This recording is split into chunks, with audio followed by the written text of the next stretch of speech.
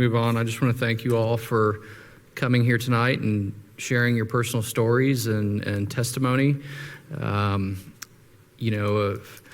coming up on my 18th year, and last few months here, and so I have a long history with the Rail District, and as many of y'all have as well. And I remember the days of council when we were really frustrated with the Rail District, because as a council we wanted it to be great. We wanted it to be something special, but we didn't know how to help.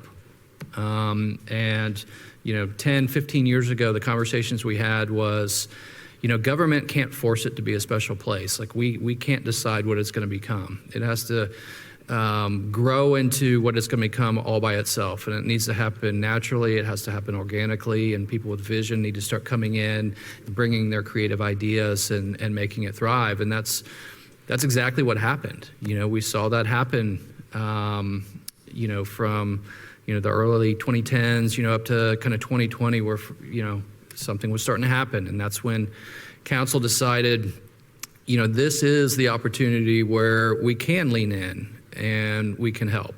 And I can tell you from the meeting that we decided by a split vote, ironically on council, to invest in a downtown master plan, ever since that night, anytime the Rail District has come up, this has been a council of yes.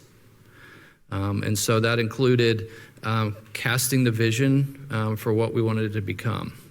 One thing that we knew was certain was, once we knew that we were going to have billion-dollar developments anchor us on the south side and billion-dollar developments anchor us on the north side, and a few other billion-dollar developments in between, that if we didn't invest in the Rail District immediately, that it would never be what we wanted it to become.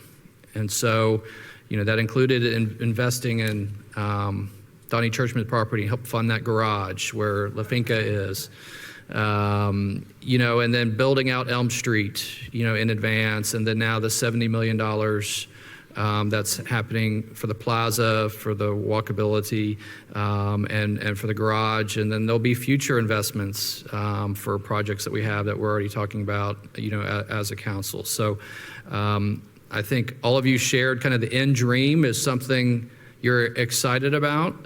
We all recognize and sympathize the challenge of getting there. And I can speak for all of council that we all want you to get to the finish line with us. And so we look forward to these conversations. We hope you all join us again in our meeting in October. And between now and then, be brainstorming among yourselves as far as ideas that we can help generate more foot traffic and get people down there, and how we would best allocate these funds, because we're going to have y'all be part of that discussion.